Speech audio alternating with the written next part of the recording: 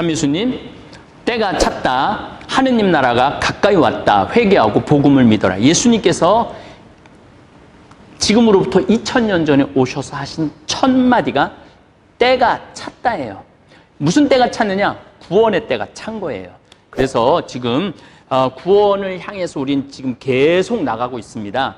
예수님이 입을 열어 하신 첫 위대한 말씀, 때가 찼다. 하느님 나라가 가까이 왔다. 회개하고 복음을 믿어라. 그 성서 구절을 이해하기 위해서 지금 우리는 열심히 인류사, 고고학, 기후학, 인류 문명, 지구 우주론, 이런 얘기를 그냥 막 다 섞어서 지금 공부를 하고 있습니다. 제가 아는 게 많지는 않고, 그냥 제가 나름대로 이제까지 살아오면서 또 신학교에서 또 여러 가지 공부하면서 한 것을 나름대로 여러분들 종합을 해서 말씀을 드리는 겁니다. 농업혁명에 이어서 이 농사 짓는 게 아주 인류한테는 정착생활을 하게 된 거죠. 그 정착생활로 인류는 많은 생각을 하게 된 거죠. 기원전 3300년 전에 문자 발명을 합니다. 이거는 이 문자가 인류 안에 딱 등장을 했다. 이거는 정말로 획기적인 사실이에요. 자, 직립보행도 인간한테는 굉장한 거죠. 그 다음에 불을 이용할 줄 알고 불을 이용해서 고기를 구워먹고 이 채소를, 그때는 채소가 아니라고 야채라고 봐야죠. 야채를 익혀 먹고, 그것만 해도 뇌가 발전하기 시작하는 거죠. 그 다음에 말하기 시작을 해요. 그 구석기 시대에는 언어가 우가 이 정도고, 저기 사슴 있으니까 잡으러 가자. 이런 사슴 막 손으로 하고 막 이러면서 구석기 시대에 알타미라 동굴벽화, 라스코 동굴벽화로 자신들의 마음을 표현한 거예요. 이게 인간한테 참 무서운 게 그래서 표현이에요. 제가 한마디 더 드리면은, 인간인데 표현하지 못하게 하면은 그거는 인간이기를 포기하라는 거예요. 그래서 여러분들, 제가 이제 아이들이 이제 나한테 엄마들이 데리고 와갖고 나는 자연인이다. 아마 내일 올라갈 것 같은데 한 살, 두 살, 세 살 된 아이들이 막 말하려고 그러면은 엄마들이 이래, 신부님 앞에서 조용히 하라고. 그거는 걔한테 인간이기를 포기하라는 거하고 똑같은 거예요. 그래서 제가 그 부모들을 항상 혼을 내요. 쟨 지금 자기를 표현하고 있는데 왜 표현 못하게 하느냐. 이거는 아이들뿐만, 제가 공산주의를 싫어하는 이유도 바로 그거예요. 표현을 못하게 하잖아요. 그건 인간이기를 포기하는 거예요. 중국에서 지금 이번에 그 전염병 때도 그 표현하는 사람 다 끌고 가갖고 좀 어디가 있는지 모르잖아요. 그러니까 그런 거는 안 되는 거예요. 북한도 참 그 공산주의가 나쁜 거죠. 왜냐하면 표현을 못하게 하니까. 근데 또 표현을 못하게 하는 공동체가 한 군데 있어요. 신천지가 자기 표현을 못하게 하죠. 거짓말하게 하고. 그래서 이 표현이라는 게 무서운 거예요. 그래서 말을 하면서부터 구석기 시대에 동굴의 벽화를 그리기 시작을 했죠. 그리고 동굴의 벽화를 그리면서 기원전 3300년에 메소포타미아, 티그리스강, 유프라테스강, 거기에 수메르 사람들이라는 분들이 있어요.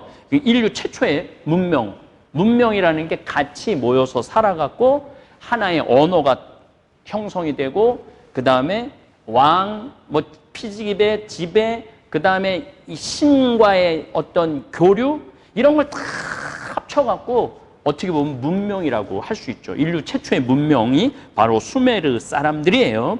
근데 이 수메르 사람들은 어떻게 하느냐면 쐐기로 그림을 그리는 거예요. 그러니까 양도 그리고, 양을 한 10마리 하겠다 그러면은 동그란 거 10개 하고 양 그려놓고 줬다, 이런 표현을 하는 거예요. 그럼 그 쐐기 문자를 받아갖고, 우리가 저 사람한테 10마리 지금 꼬왔지? 그럼 나중에 받으러 갈 때 너 이거 약속하지 않았느냐? 그래서 서로 소통이 되고 계약이 되고 거래가 가능했던 거예요. 그리고 또 신에 대한 표현을 할 수 있게 된 거죠. 신에 대한 감사의 표시, 누구 왕이 신전을 지었다, 이런 것까지 하게 된 거죠. 그래서 어쨌든 쐐기 문자는 수메르, 이걸 설형 문자라고 해요. 쐐기로 이렇게 판에서, 점토판에다가 저 보이시죠? 저렇게 판해갖고, 이게 해석이 잘 안 됐는데 특히 이집트 로제타 석이라고 이집트의 상용 문자를 해석을 하게 돼요. 참 인간이 참 똑똑해요. 그런 거 보면은. 어쨌거나 하여튼 세기 문명이 발달하면서 문자가 발달하면서부터 경험을 나눌 수가 있었어요. 요때 비가 많이 와갖고 티그리스강, 유프라테스 강에 강물이 범람을 해갖고 범람한 물이 쫙 빠지면은 굉장히 비옥한 흙들이 있는 거죠. 거기서 밀과 보리가 자라고 막 특히 야자, 대추 야자 열매 그게 이스라엘, 이집트, 메소포타미아 지역에 다 있어요. 그게 이 피라미드를 완성할 수 있는 영양분까지 된다고 그러죠. 어마어마한 좋은 영양을 제공해 주는 거죠. 어쨌거나 그렇게 잘 먹으니까 문명이 발전하기 시작한 거죠. 문자가 참 중요합니다. 문자. 왜 문자가 중요하냐면은 아브라함 할아버지 얘기를 이삭, 야곱, 이삭 한 200년, 300년까지는 저는 이제 제가 느껴요. 보통 우리가 한 50년 전에 한국 천주교가 들어왔다고 그러잖아요. 4대, 5대째 되는 거는 우리 5대 할아버지가 신앙을 했었다는 가능해요. 왜 가능하냐면 제가 옛날에는 책을 읽었는데 지금은 제가 이렇게 우리 아버님을 세상 이제 하느님 품으로 보내고 난 다음에 아버지 어렸을 적 이야기, 우리 아버님이 우리 큰 집이 딸만 7 있었어요. 큰 할아버지 집이. 그리고 작은 할아버지 집은 아들 3에 딸 하나가 있었어요. 그런데 1930년도 정도 때는 큰 집에 장손이 없으면은 둘째 집 큰아들을 7살 이전에 양자로 보내는 풍습이 있었어요. 그래서 우리 아버님이 친아버지한테서 못 자라고 큰 아버지 밑에 가서 자라시죠. 그래서 참 고생을 많이 하셨어요. 우리 아버님이. 옛날에 장손 그래 봐야 제가 보기에는 다 황씨라고 다 황희 정신 자손 아니듯이 물론 황씨 집성촌에서 사시긴 했지만은 어쨌든 그런 종교의 교육의 혜택을 많이 못 받으셨죠. 아버님 살아온 게 1930년부터 저는 이게 어렸을 때부터 아버님이 어떻게 살아왔는지 잘 알고 있죠. 그래서 지금 누구한테 많이 얘기를 해주냐면 내 조카들한테 많이 얘기를 해줘요. 근데 우리 조카들이 대개 2000년도에 태어났단 말이에요. 그리고 지금 2020년이죠. 벌써 100년의 세월을 내가 말로써 얘기해 줄 수 있잖아요. 그리고 이제 우리 세연이라고 조카 이제 아들, 딸, 승호가 있는데 이 아이들한테 제가 언제까지 얘기해 줄 수 있느냐면은 우리 조카들이 그 아이들한테 말해 주는 게 또 100년이에요. 그래서 적어도 한 300년 정도는 그냥 말로 내려갈 수 있는 거예요. 300년 정도는. 한 집안의 스토리, 한 부족의 스토리가 300년은 이야기로 넘어갈 수 있는 거죠. 근데 유대인들은 참 독특한 민족이에요. 이야기하기를 참 좋아하는 민족이에요. 말하기를 참 좋아하는 민족이에요. 그래서 여러분들 가끔 유대인들 도서관 이렇게 유대인 교육법 할 때 도서관 보면은 유대인들은 어떻게 도서관을 이용합니까? 앉아서 말없이 책상에서 이렇게 공부하는 애들은 한 명도 없어요. 유대인들은 도서관에서 처음 삐밍 돌아가고 계속 말하는 거예요. 이게 아마 유대인들의 허기야 우리 창 판소리 있죠? 이것도 다 뭘로 그냥 악보 없이 전수로 내려온 거잖아요. 300년, 400년을. 그래서 이런 얘기를 조금만 알면서 성서를 들으면은 참 재밌어요. 아브라함의 하느님, 이삭의 하느님, 야곱의 하느님, 그리고 야곱에서 누구로 넘어가느냐? 요셉으로 넘어가요. 꿈쟁이 요셉으로. 그래갖고 요셉이 이집트에 가물었을 때 7년 동안 이스라엘에 가물었을 때 이집트에 내려가갖고 거기서 총리가 되죠. 쉽게 말하면 총리가 돼갖고 형제들, 자기 팔아먹은 형제들 다 데리고 내려와갖고 이집트를 정착하게 된 거죠. 그게 한 300년의 세월이에요. 그러고서 400년 동안 종살이 하면서 계속 우리 아브라함의 하느님, 이삭의 하느님, 야곱의 하느님, 꿈쟁이 요셉 얘기가 나오죠. 그러면은 도대체 왜 가나안에서 이집트로 사람들이 가물었을 때 70명이나 되는 식구들이 내려가서 살게 됐느냐? 이집트라는 나라는 나일강은 가뭄이 없어요. 왜냐하면 저 이디오피아, 케냐에서부터 6,000km의 강물이 흘러내려와갖고 항상 범람을 하는 거죠. 항상 그래서 본 이집트 여러분들 거기 카이로에 가면요. 비가 없어요. 비라는 단어 자체가 거의 없어요. 비라는 개념이 없어요. 비가 안 오니까. 비가 안 오면도 불구하고 어떻게 돼? 넓이 220km, 길이 180km가 비옥한 삼각주라고 그러죠. 비옥한 삼각주로 그 이집트는 굶어 죽는 게 없는 거예요. 굶어 죽는 게 없는 나라가 이집트입니다. 그래서 지중해 패권을 잡으려면은 어디를 제일 먼저 정복해야 되느냐면 이집트를 제일 먼저 정복하게 돼 있어요. 그러니까 이런 요셉 얘기, 이집트로 내려간 얘기, 뭐 아브라함도 가물었을 때 잠깐 내려갔다가 사라가 여동생이라고 그러고 거짓말한 얘기, 이런 얘기들이 그냥 성서만 가지고는 절대 이해할 수 없어요. 적어도 4대 문명, 구석기, 신석기, 중석기, 청동기 이런 걸 다 이해를 해야만이 성서가 그림으로 그려지는 거예요. 그래서 여러분들도 가능한 한, 뭐 제가 뭐 하여튼 뭐 많이 안내는 하고, 이제 많은 자료들을 여러분들한테 보여드리고 계속 반복해서 말씀을 드릴 겁니다. 어쨌거나 이 아브라함은 언제 불리움을 받았느냐 하면은 기원전 2000년 정도로 봐요. 기원전 2000년. 그러면은, 쐐기 문자는 기원전 3300년에 나와요. 다시 말해서 아브라함은 쐐기 문자 문명 아래에 있었던 사람이에요. 그런데 이 수메르라는 나라가 2003년, 기원전 2003년, 뭐 여기 문자가 있으니까 굉장히 좀 정확한 편인데 2003년 아니면은 2000년, 기원전 2000년 전후로 수메르가 망해요. 근데 아브라함은 티그리스강, 유프라테스강 밑에 우르라는 곳, 뭐 그 태양의 후예라는 거 우르크 그러잖아요. 거기 그 사람들한테 망해요. 그러니까 아브라함도 그 전쟁의 와중에서 제가 보기에는 하느님한테 불리움을 받은 거예요.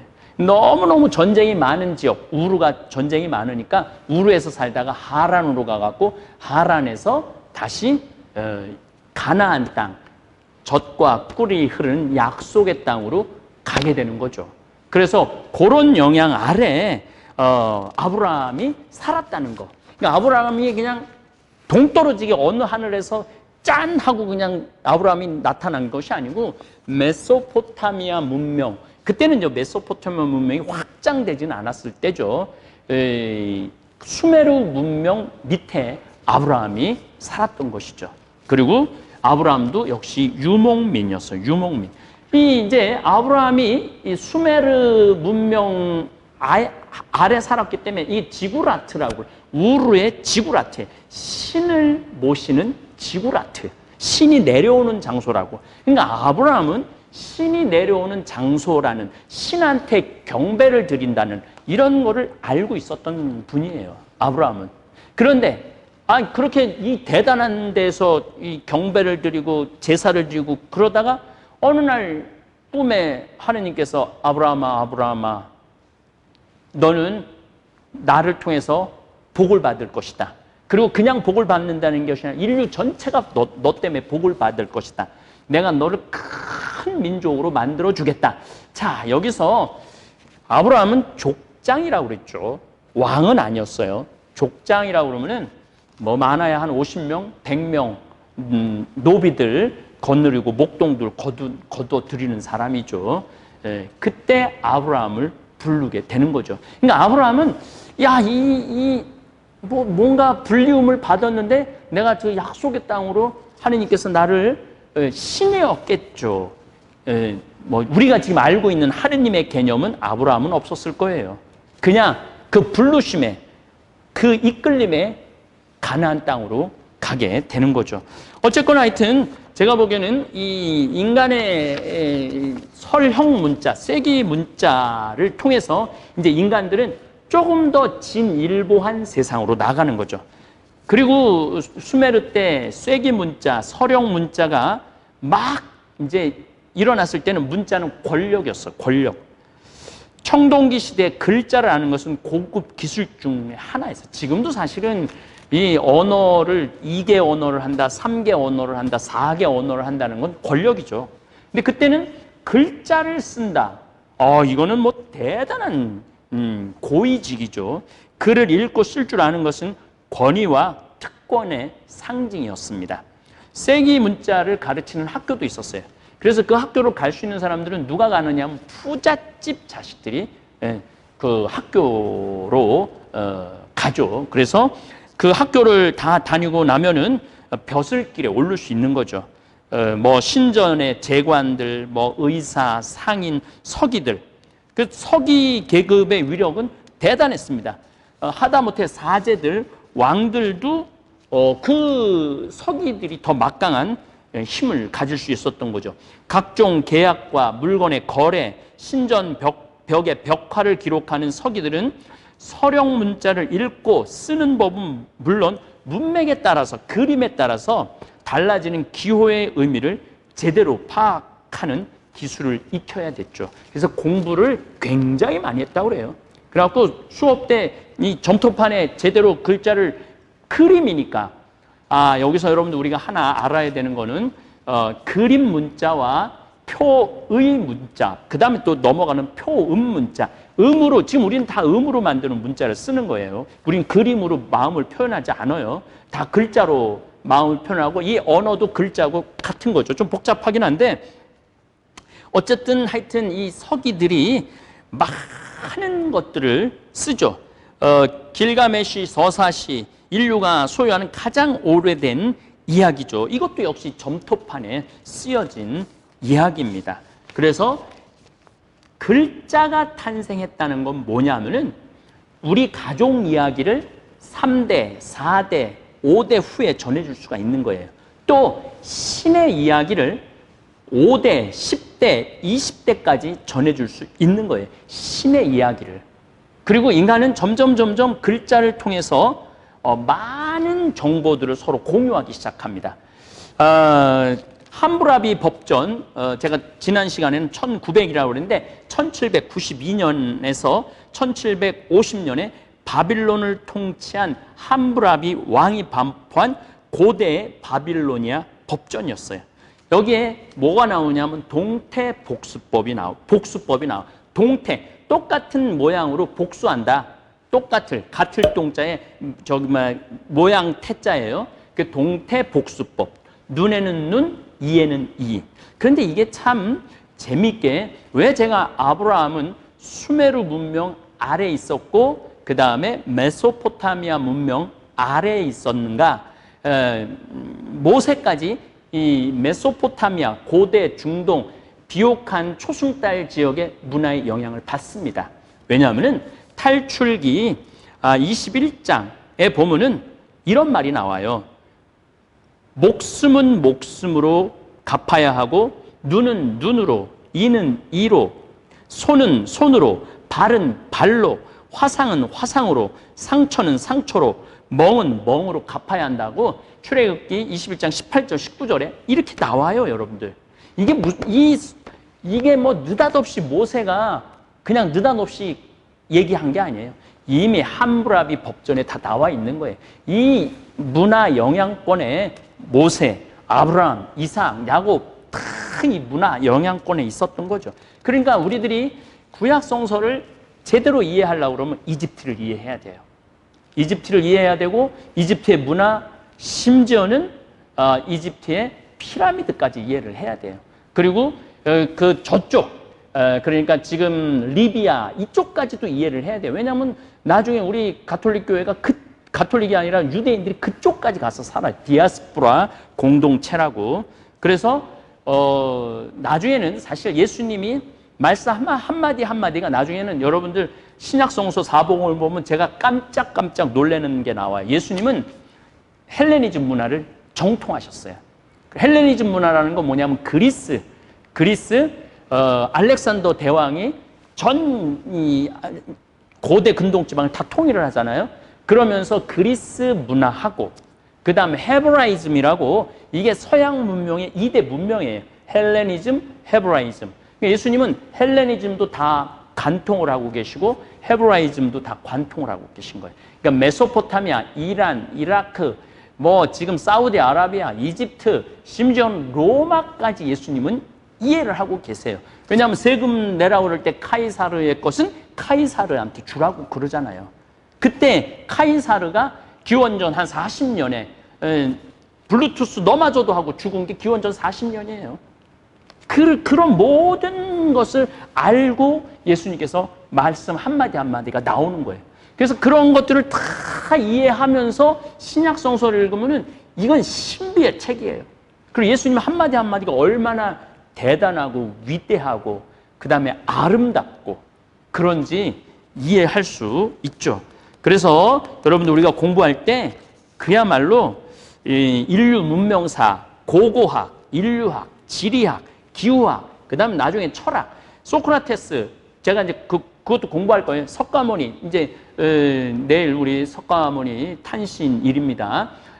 석가모니도 우리가 공부해야 돼요. 왜냐하면 석가모니가 예수님보다 한 500년 전에 오시거든요.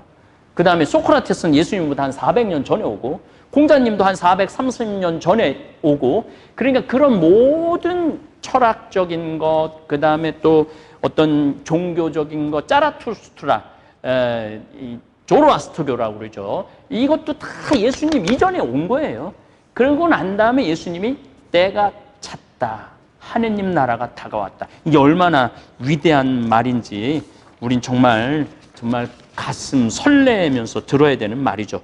자, 서령 문자 다음에 상형 문자가 나옵니다. 서령 문자는 세기 문자인데 이게 그러니까 의자면 의자를 그려야 되고 사람이면 사람을 그려야 되고 나무면 나무를 그려야 되고 그 다음에 또 무슨 양이면 양을 그려야 되고 해면 해를 그려야 되고 달이면 달 그려야 되고 무슨 보리를 그려야 되고 점점 단어 숫자가 그림 숫자가 수만 개가 되는 거예요. 수만 개.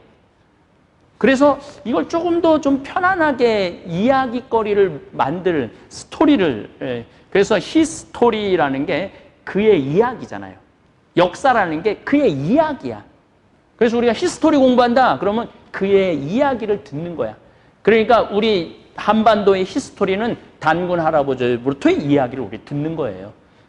그리고 구약 성서는 하느님과 인간과의 만남의 이야기를 듣는 거죠. 그래서 이제 세기 문자로는 좀 추상적인 단어를 표현하기가 참 마음을 어떻게 그려? 여러분들 마음 그릴 수 있어요? 마음을 어떻게 그려요? 또 혼을 어떻게 그려요? 혼을. 그러니까 이게 조금씩 부족하다 그래서 상용 사물의 뭐 이제 그림이 조금 더 추상적으로 발전을 합니다. 그래서 자 여기 나오네요. 자 수메르인들은 사람을 저렇게 표현을 했어요. 근데 이집트 사람들은 앉아서 이렇게 있는 걸 표현했죠. 히타이트들은 좀 모자를 쓰고 이렇게 히타이트 사람들이 모자를 쓰고 눈 이렇게 있는 거를 그렸죠. 그 다음에 중국인들은 사람을 이렇게 기대는 걸로 생각을 많이 했어요. 서로 기대고 산다. 그리고 수메르 사람들은 양을 동그란 거에 이 십자표를 했어요. 아마 이 양들을 거래를 많이 해갖고 아마 이런 표현이 나오지 않았는가. 이집트인들은 아주 사실적으로 양을 그렸죠. 히타이트인들은 양의 뿔이 있으니까 뿔을 좀 그렸죠. 중국인들은 앞에서 보니까 양의 뿔이 이렇게 생겼으니까 이렇게 표현을 했죠. 점점 사실적인 그림에서 조금씩 추상적인 그림으로 바뀝니다. 해는 요게 해가 뜨는 거예요. 쫙 뜨는 거야. 수메르 사람들은 이런 곳에서 해가 쫙 뜬다고 생각을 했던 거예요. 그 다음에 이집트인들은 해를 보니까 그냥 제가 이집트 가서 느낀 게 그건 정말 어마어마하게 뜨거워요. 그리고 태양이 쨍해요. 쨍. 딱 제대로 표현한 것 같아요. 히타이트들은 태양을 좀 동그라미 하나 더 넣었죠. 중국 사람들은 태양을 하루 날을 이렇게 잡아갖고 이렇게 일자로 점점 추상적인 개념으로 발전을 하죠. 하지만 이때도 예수님은 오실 수 없었습니다. 왜냐하면 우리한테 하느님의 본성을 알려주기에는 문자 체계가 너무나 빈약했던 거죠. 이제 추상적인 의미로 이렇게 전환을 이제 표음 문자로 바뀌기 시작해요. 믿음이라는 거, 나 너 믿어. 이게 믿는 걸 어떻게 그림으로 그려? 그러니까 나 너 믿어. 믿는다. 그러니까 이제 영어로 보면 믿는다. 그러니까 리프 나뭇잎. 빌리프라고 그러면 우리 믿음으로 하자. 내가 너를 믿는 거는 빌리프로 하자. 이건 언어가 엄청나게 이제 발달돼 가는 상태예요. 이때부터는 알파벳이 나오기 시작을 합니다. 그래서 히브리어 알파벳도 나오고 히라보 알파벳도 나오고 그 다음에 이제 조금 있으면 라틴어 알파벳도 나오고 영어 알파벳도 나오고 우리 세종대왕님께서 1492년 위대한 한글을 반포를 하시죠. 정말 이거는 우리들이 제가 항상 세종대왕님한테 항상 절해야 돼요. 우리는 이 한글을 통해서 우리 민족들의 의사소통을 너무너무 잘하게 하는 거죠. 그래서 이제 글자라는 것이 점점 추상적인 개념까지 표현하게 된 거죠. 그래서 인간의 생각이 자꾸 확장이 되는, 아까 지난번에 신피질 얘기했죠. 우리의 80%는 이 추상적인 걸 생각하게 생겨 먹었어요, 인간은. 그래서 존재자. 자, 여기서 재미난 얘기를 할게요. 여러분들 존재하고 존재자 구분이 돼요? 존재자. 존재라는 건 뭘까요? 존재자는 뭘까요? 나라는 존재가 있어요. 황창현이라는 존재가 있어요. 황창현이라는 존재자. 나라는 존재와 존재자의 차이점은 뭘까요? 황창현이라는 존재는 무슨 존재냐면은 눈 달려있고, 코 달려있고, 입 달려있고, 머리 달려있고, 손 달려있고, 발 달려있고. 이게 존재예요. 그런데 황창현이라는 존재자는 뭐냐면 말을 할 줄 아네? 노래를 할 줄 아네? 인생살이를 얘기할 줄 아네? 그러면서 인생 뭐 별거 있느냐? 모아서 그냥 한 번도 못 쓰고 죽지 말아라. 먹고 마시고 놀아라. 그리고 모아봐야 다 자식 좋은 일만 시킨다. 어제도 제가 우리 주방장이 집을 사갖고 그 집에 갔다 왔어요. 근데 뭐 땅이 한 400평, 500평 넘은 데다가 여기 평창인데도 아주 근사한데. 근데 그전에는 아들한테 계속 돈을 줬거든요. 뺏겼거든요. 그래서 제가 돈 주지 말라고, 자식 버릇 나빠지게 한다고. 그래갖고 돈 안 준 지 2년 됐대요. 2년 되니까 그때부터 자기가 일어서갖고 돈 벌어갖고 돈을 엄청나게 지금 벌어갖고 요즘 용돈을 준대요. 그러니까 여기 지금 한 60, 70대신 분들 자식들 안 됐다고 자기 집 잡혀갖고 사업하려고 돈 내주고 뭐 대주고 손자들 유학비 대주고 뭐 학비 대주고 학원비 절대 그 자식을 살리는 게 아니라 자식을 죽이는 거예요. 이게 바로 황창현 존재자야. 존재를 존재자로 만들어주기 위해서는 그 존재가 점점 성숙해야 되는 거예요. 그게 존재와 존재자의 차이점이에요. 자, 그렇다면은 내가 존재라는 거를 어떻게 느낄까요? 내가 지금 존재하고 있다는 거를. 이 존재하고 있다는 거는 내가 죽음이 있기 때문에, 무가 있기 때문에, 이 니히트라고 그러죠. 아무것도 없는 니히트. 독일어로 니히트. 아무것도 없는 무가 있기 때문에 존재가 있는 거예요.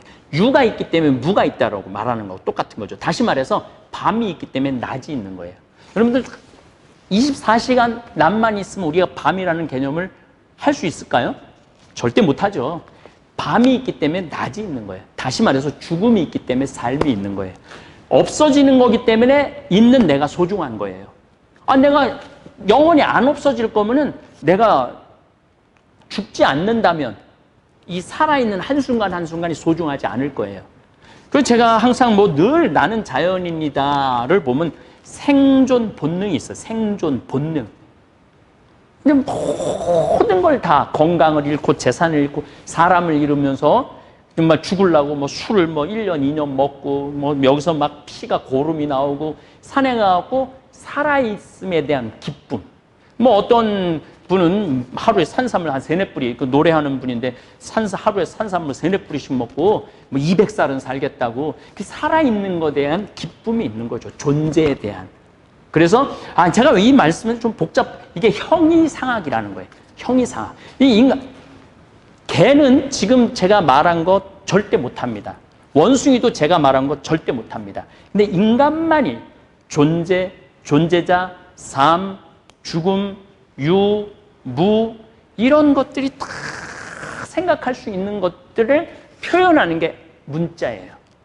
그러니까 문자가 자꾸 생각을 더하고 생각을 더할 수 있는 것이 책으로 기록되어 있기 때문에 그 책을 보고 또 제가 이렇게 많은 시간 동안 거의 원고 없이 이렇게 한 20시간, 30시간 떠들 수 있는 것도 다 책을 많이 읽었기 때문에 우리 그냥 그 부처님부터의 그 경험, 또 구약성서 그 두꺼운 책을 제가 구약성서 지금 완전 정독만 3번을 했어요. 제가 말하는 정독은 그냥 읽는 게 아니고 제가 읽는 성서 정독이라는 것은 문화, 그 다음에 언어, 왜 이게 이렇게 표현이 돼야 되는가? 왜 이사야가 이런 얘기를 해야 되는가? 왜 다윗이, 사울이 왜 이랬어야 되는가? 그런 거에 대한 정독을 뭐 일반적으로는 뭐 성서를 옆에서 끼고 살고 있지만은 그 책이라는 게 중요한. 그래서 제가 귀양 이제 여러분들한테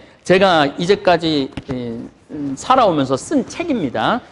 처음에 유럽을 갔을 때 너무너무 문화가 재밌어갖고 제가 이렇게 기차 안에서 비행기 안에서 쓴 책이에요. 이 책도 거의 한 15세, 20세 이상 해갖고 한 5만, 10만 권 정도 제가 팔았던 것 같아요.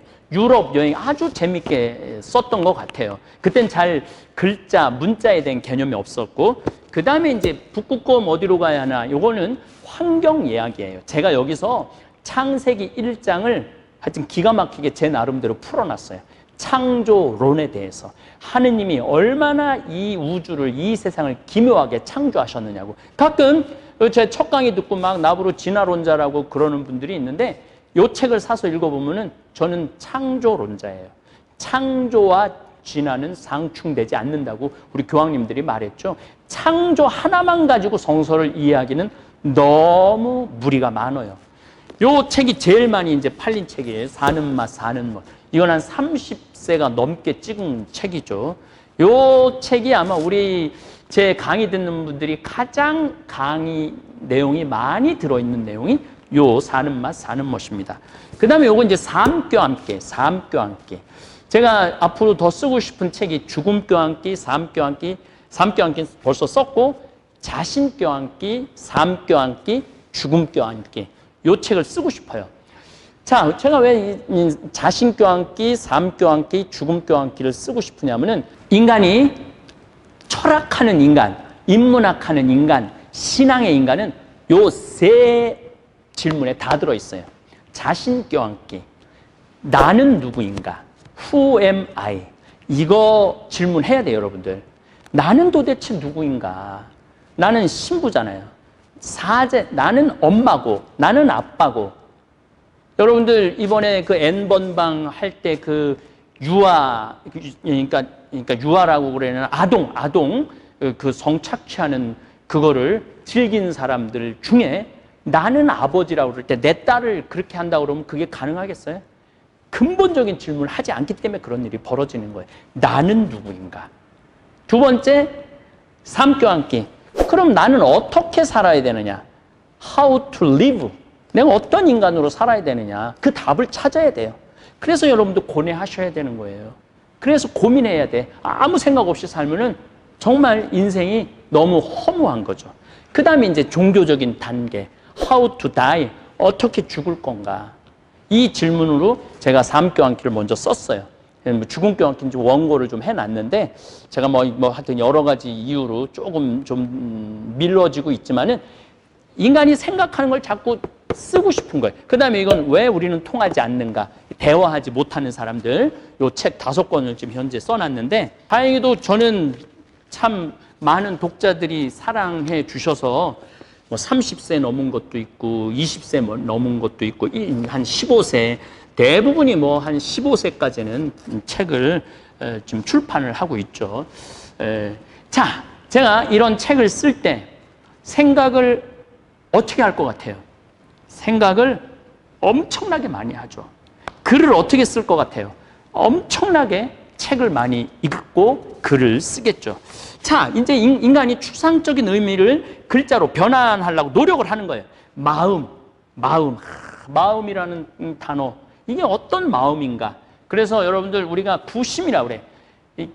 집에 있는 개도 나가면은 개를 찾으러 나가는데 내 본심, 나한테 있는 본심, 이 노노가 부심, 마음을 찾자라는 거예요. 근본 도리를 찾자는 거죠.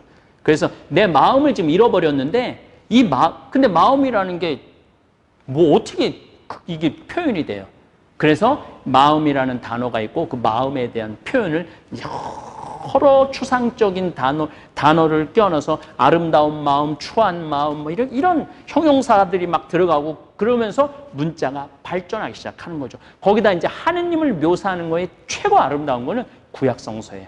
특별히 시편, 또 예레미야 예언서, 이사야 예언서, 에제키엘 예언서, 느헤미야 예언서, 미카, 뭐 이런 예언서들을 보면 하느님에 대한 그 표현이 기가 막혀요. 그리고 우리가 이제 그런 문자를 통해서 하느님을 만날 준비가 되어 가는 거죠.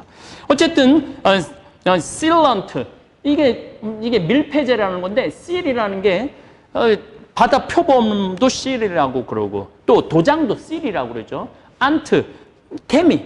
근데 이걸 아니 저 실하고 안트하고 이게 밀폐제라는 개념이 여러분들 잘 안 왔잖아요. 근데 이게 두 개가 합쳐갖고 우리는 밀폐제로 하기로 하자 약속을 하는 거죠. 그러니까 단어를 많이 알면 알수록 우리가 영혼이 풍부해지는 거죠. 영혼이 풍부해질수록 무슨 게 준비가 되냐면 하느님을 담을 준비가 되어 있는 거죠. 풍부한 영혼에 하느님의 무한하심을 요만큼도 못 담겠지만은 아예 요 삐죽한 마음을 가지고는 하느님을 담을 수가 없죠. 그 다음에 이 트리즌이라는 반역죄, 트리즌. 아니 어떻게 나무하고 해가 합쳤는데 반역죄예요. 우리가 약속을 하는 거예요. 트리즌이라는 단어는 반역, 배신하는 걸로 하자. 그 배신이라는 단어도 추상적인 단어죠. 그러니까 쐐기 문자, 서령 문자, 상형 문자로 넘어가면서 점점 추상적인, 최고의 추상적인 걸 잘 표현한 거는 한자죠. 한자가 추상적인 단어들을 굉장히 많이 표현을 했죠. 그래서 그 한자 문화라는 것이 아주 뭐 아시아 전체를 이렇게 하는 거죠.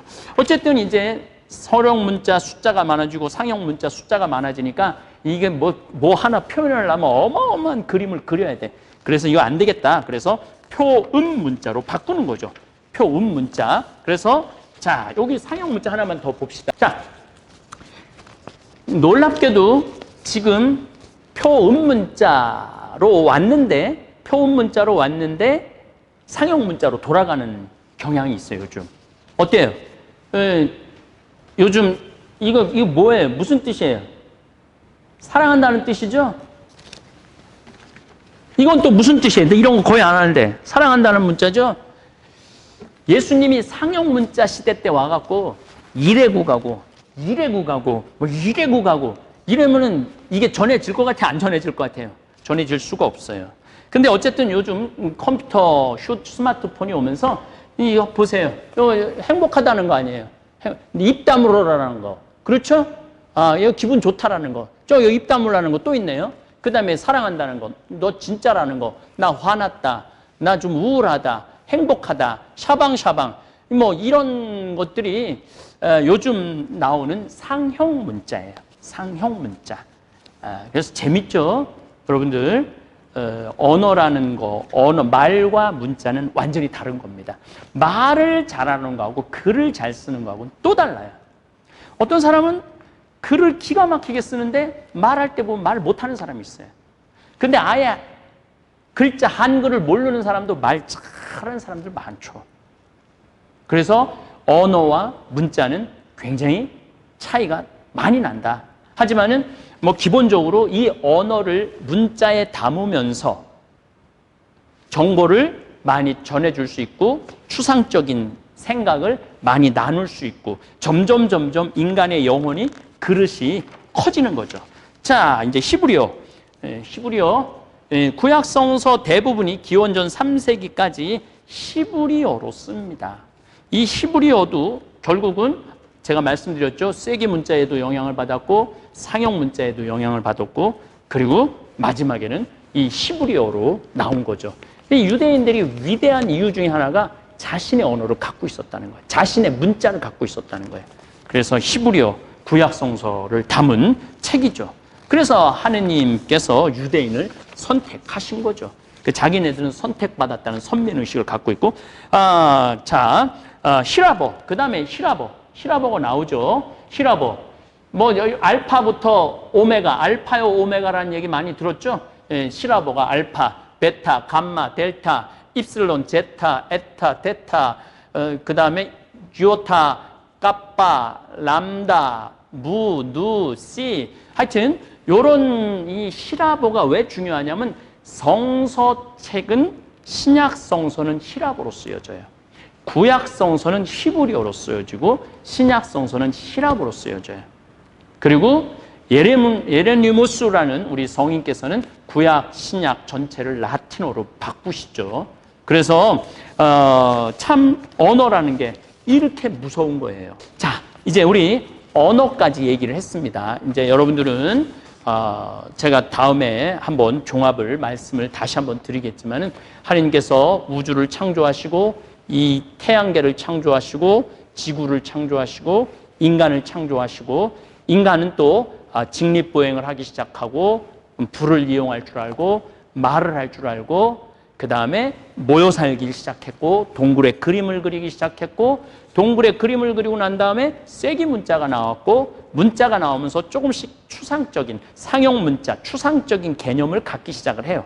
추상적인 개념을 갖기 시작하면서 하느님에 대한 신에 대한 어떤 받아들일 준비가 끝나가는 거죠. 그때 하느님께서는 이제 역사 안으로 들어오세요. 그 역사 안으로 들어오는 인물이 누구냐면 아브라함입니다. 다음 시간에는 아브라함 이야기부터 시작하도록 하겠습니다. 감사합니다. 자, 이 기회에 또 대놓고 홍보하겠습니다. 우리는 왜 통하지 않을까? 이 책 읽어보면은 주위 사람들하고 대화하는데 참 도움을 많이 받으실 겁니다.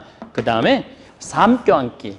요거는 정말 이 삶을 어떻게 잘 껴안아야지 허무한 인생, 실패한 인생을 안 살까 그런 내용을 쓴 거예요. 그리고 사는 맛은 인생은 제가 요즘 평일미사 강론 때 인생 팔미, 노노, 중용에 나오는 내용을 가지고 인생은 맛있게 살아야 돼요. 그래야지 인생이 사는 맛이 나는 거죠. 맛있게 살 때, 멋있게 살 때 맛도 나고 맛나게 살 때 멋도 있고 그런 거죠. 또 이 환경으로 인한 우리 인류가 고통을 겪을 거라는 내용을 제가 쉽게 썼어요. 어렵게 쓰지 않고 쉽게 썼어요. 그 다음에 이제 이 여행은 어떻게 해야 되느냐? 그래서 유럽 여행기.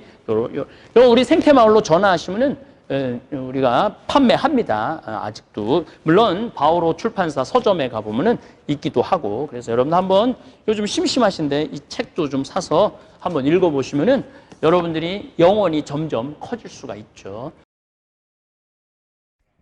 너무나도 고소해